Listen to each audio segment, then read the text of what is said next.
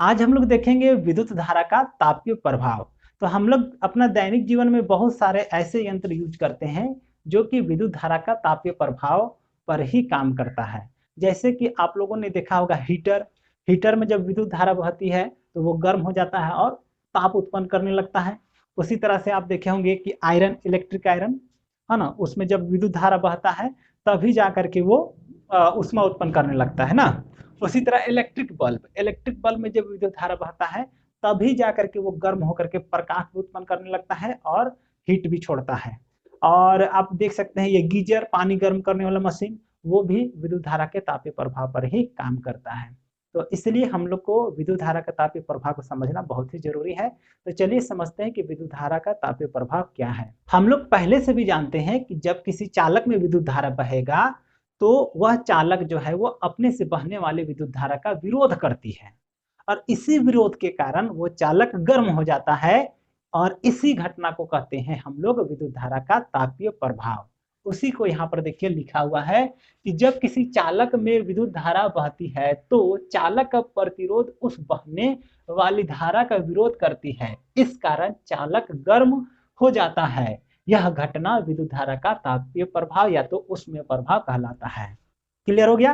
तो तापीय प्रभाव या उष्मीय प्रभाव एक ही चीज है और वो मेरे अंदाज से आपको क्लियर हो गया होगा।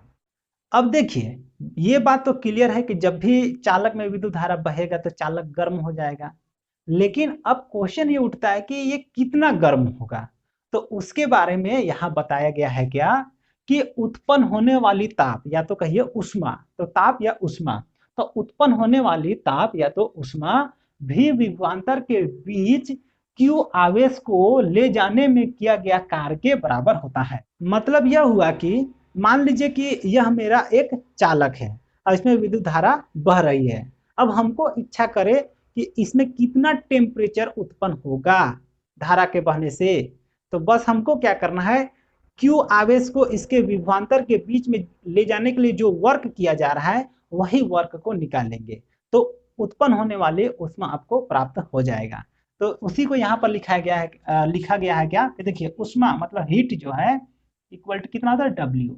और डब्ल्यू जानते हैं हम लोग विभवांतर से, v equal to W by Q, विभवांतर वाला परिभाषा में हम लोग पढ़े थे। तो यहाँ से डब्ल्यू बचाइए तो कितना हो जाएगा, वी क्यू हो जाएगा ना। तो इसी चलते डब्ल्यू की जगह लिखा गया वी क्यू, मतलब कि हीट जो है वो किसके बराबर आएगा, तो वी और क्यू के बराबर रहेगा, है ना।